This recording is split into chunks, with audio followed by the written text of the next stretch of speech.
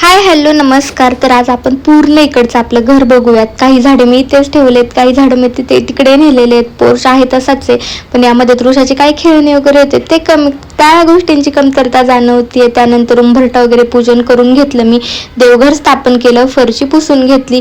घर आहे तसं आहे, भिंती आहे तशा आहेत, पण त्यातली माणसं कमी झालेत, त्यातलं सामान कमी झालंय. असं खूप वाईट वाटतंय बघायलाही आणि इथे वावर करतानाही. अजून पडदे वगैरे मला आणायचेत, लावायचेत.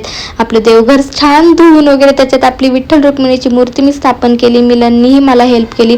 तृषालाही इकडे येऊन छान वाटत होतं. बेडरूम मधले बेड गायब झालेले, त्या जागी गाद्या आलेल्या आहेत.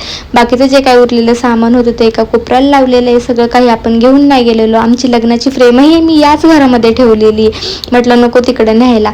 बाकीचं किचन मधले मांडणी गायब झालेली आहे, त्या मांडणीच्या जागी अजून काहीच नाही. जेव्हा आपण पुन्हा इकडे येऊ तेव्हा कलर वगैरे करून सगळं काही नीटनेटकं करू, पण तोपर्यंत मी माझं किचन सगळं स्वच्छ धुवून घासून घेतलं. एक शेगडी आहे, गॅस आहे, ते सगळं आपण इथे सेट केलेलं आहे, ते पण सगळं धुवून पुसून घेतलेलं आहे. मांडणी रिकामी आहे. मोजके खाईपुरते भांडे इथे आणून ठेवलेले आहेत, कारण सॅटर्डे संडे आपण इकडे येणार आहोत आणि गणपती आपण इकडेच बसवणार आहोत. त्यामुळे म्हटलं आधी सगळी सोय करून जावी. बाथरूमही सगळं स्वच्छ घासून पुसून ठेवलेलं आहे. एकंदरीत सगळं घर मी आवरलेलं आहे, पण त्यातले सामान माझं जे आहे ते गायब झालेलं आहे. त्याच्यामुळे असं कुठेतरी रिकाम वाटतंय, उदास वाटतंय. पण ठीक आहे, चला आहे त्यामध्ये आनंदी राहायचं. बाय.